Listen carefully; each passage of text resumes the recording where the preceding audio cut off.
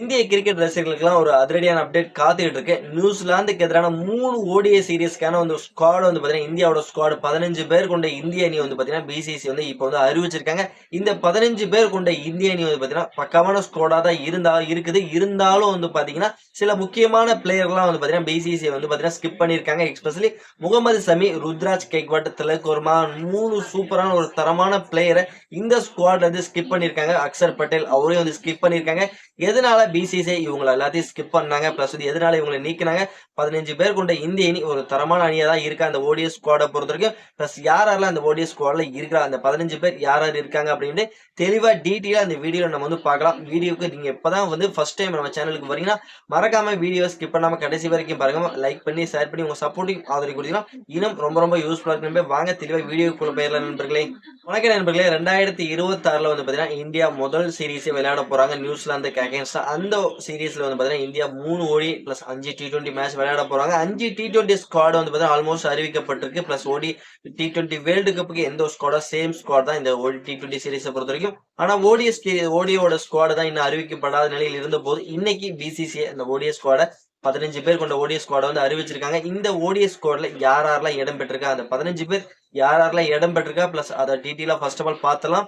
முதல்ல பாத்தீங்கன்னா batting department நீங்க எடுத்து பாத்தீங்கன்னா கேப்டன் கில், ரோஹித் சர்மா, விராட் கோலி, நம்மளோட ஸ்ரேயஸ் ஐயர் இவங்க எல்லாமே SH ஜெய்ஸ்வால் இவங்க எல்லாமே பாத்தீங்கன்னா பேட்டிங் டிபார்ட்மெண்ட்ல இருக்காங்க. Plus next wicket keeping slot எடுத்து பாத்தீங்கன்னா விக்கெட் கீப்பர்ல KL ராகுல் அண்ட் ரிஷப் பண்ட் இவங்க 2 பேரும் விக்கெட் கீப்பிங் ஸ்லாட்ல இருக்கிறாங்க. பிளஸ் ஆல்ரவுண்டர்ஸ் நீங்க எடுத்து பாத்தீங்கன்னா வாஷிங்டன் சுந்தர், ரவீந்திர ஜடேஜா பிளஸ் நிதிஷ்குமார் ரெட்டி இவங்க 3 பேரும் பாத்தீங்கன்னா ஆல்ரவுண்டர் ஸ்லாட்ல இருக்காங்க. குல்தீப் யாதவ் மட்டும் தான் வந்து பாத்தீங்கன்னா ஒன்லி ஒன் ஸ்பின்னர் மட்டும் தான் எடுத்திருக்காங்க. குல்தீப் யாதவ் மட்டும் எடுத்திருக்காங்க. ஃபாஸ்ட் பவுலிங் டிபார்ட்மெண்ட்ல எதிர்பார்த்தபடி சிராஜ் வந்து மறுபடியும் கம்பேக் இந்தியன் டீம்ல மறுபடியும் சிராஜ் வந்து கம்பேக் பண்ணியிருக்காரு. பிளஸ் அது மட்டும் இல்லாம ஆல்மோஸ்ட் பிரதேஷ் கிருஷ்ணா, ஹர்தீப் சிங், ஹர்ஷித் ராணா அப்படின்ட்டு ஏற்கனவே இருக்கக்கூடிய fast bowling fast bowling unit அப்படியே வந்து பிசிசிஐ தட்டி தூக்கி இருக்காங்க. இந்த 15 பேர் கொண்ட இந்திய அணி இதுதாங்க. பிளஸ் நியூசிலாந்துக்கு எதிராக 3 ஓடிய சீரீஸ்க்கான 15 பேர் கொண்ட இந்தியாவோட ஸ்குவாட் இதுதான். பிளஸ் இந்த ஸ்குவாட் ஓகே. பிளஸ் இருந்தாலும் இந்த பிசிசி அந்த முகமது சமி, ருத்ராஜ் கெய்க்வாட், திலக் வர்மாவை எதற்காக ஸ்கிப் பண்ணாங்க அப்படின்ட்டு ரசிகர்கள் வந்து ஒரு சைடு வந்து கேள்விகளை எழுப்பிக்கிட்டு இருக்காங்க. ருத்ராஜ் கெய்க்வாட் நல்லதாயா பண்ணாப்ல, போன சவுத் ஆப்பிரிக்கா அகைன்ஸ்டா ஓடிஐ சீரீஸ்ல செம்மையான 100 பதிவு பண்ணாரு. பிளஸ் அவரு எதுக்காக நீங்க வந்து இந்த ஓடிஐ சீரீஸ்ல எடுக்கல அப்படின்ட்டு ரசிகர்கள் ஒரு சைடு வந்து கொந்தளிச்சிட்டு இருக்காங்க. முகமது சமி வந்து பாத்தீங்கன்னா மினி உலக கோப்பையில தான் கடைசியா வந்து விளையாண்டாரு. அதுக்கப்புறம் வந்து பாத்தீங்கன்னா முகமது சமியை வந்து பிசிசி நம்மளால வந்து எடுக்கவே மாட்டேங்கிறாங்க. எஸ்பெஷலி அதுக்கப்புறம் இன்ஜுரி ஆச்சு. பிளஸ் அதுக்கப்புறம் வந்து ரெக்கவர் ஆனாரு. ரெக்கவர் ஆகியும் பாத்தீங்கன்னா இந்த நம்மளோட டொமஸ்டிக் மேட்சஸ்ல வந்து இந்தியன் டொமஸ்டிக் மேட்சஸ்ல ஒரு தரமான பர்ஃபார்மன்ஸ் எல்லாம் வெளிப்படுத்துறாரு. ஒரு நல்ல பெஸ்ட் பவுலிங் காமிக்கிறாரு. பிளஸ் இருந்தாலும் எதற்காக வந்து பிசிசி அவரை எடுக்க மாட்டேங்கிறாங்க அப்படிங்கறத ரசிகர்களுடைய ஒரு பெரிய கேள்வியா இருந்துகிட்டு இருக்கு. பிளஸ் ஆல்மோஸ்ட் வந்து பாத்தீங்கன்னா இந்த சீரீஸ் நியூசிலாந்துக்கு எதிரான ஓடிஐ சீரீஸ்ல முகமது சமியை எடுப்பாங்க அப்படின்ட்டு ரசிகர்கள் ஆர்வமா கொண்டாடி இருந்தாங்க. ஏன்னா அப்படி ஒரு அப்டேட் தான் வந்து எல்லாத்துக்கும் கிடைச்சிட்டு இருந்தது. முகமது சமி இந்த ஓடிஐ ஸ்குவாட்ல இருப்பா அப்படின்னு நினைச்சிட்டு இருக்கும் போது முகமது சமியை இந்த ஸ்குவாட்ல இருந்து நீக்கிருக்காங்க.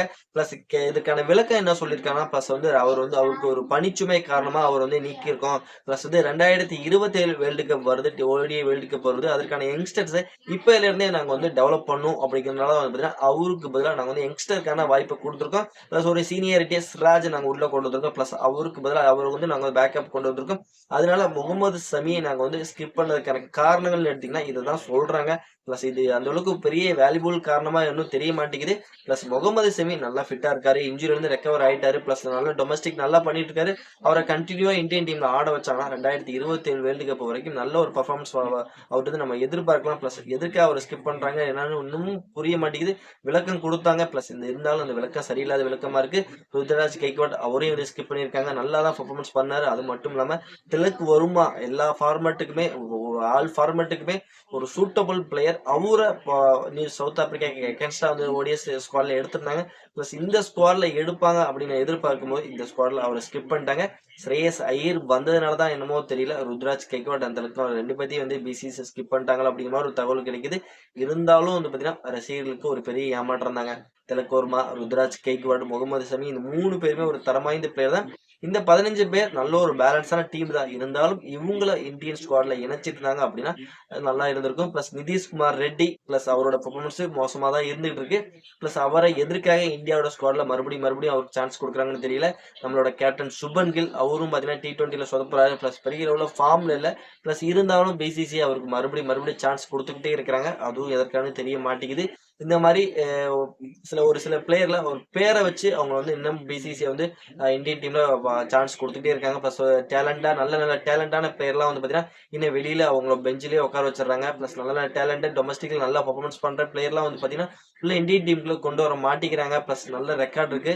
ப்ளஸ் எதற்காக எடுக்க மாட்டேங்கிறாங்க தெரியல. ஓகே, பிசிசி இந்த ஸ்கிப் பண்ணாங்களா முகமது சமீர், ருத்ராஜ் கெக்வாட், திலக் வர்மா 3 பேர்த்தையும் எடுக்காது. பிளஸ் வந்து இந்தியன் டீம் செய்த பிசிசி செய்தது தவறா இல்ல சரியான முடிவு தானா அப்படிங்கிறது மறக்காம நம்ம வீடியோட கமெண்ட் செக்ஷன்ல கமெண்ட் பண்ணிட்டு இந்த வீடியோ பிடிச்சதுனா லைக் பண்ணி ஷேர் பண்ணி உங்க சப்போர்ட்டிங் ரொம்ப யூஸ்ஃபுல்லா இருக்கு நண்பர்கள். நம்ம வந்து நெக்ஸ்ட் வீடியோ பண்ணலாம். Bye bye friends.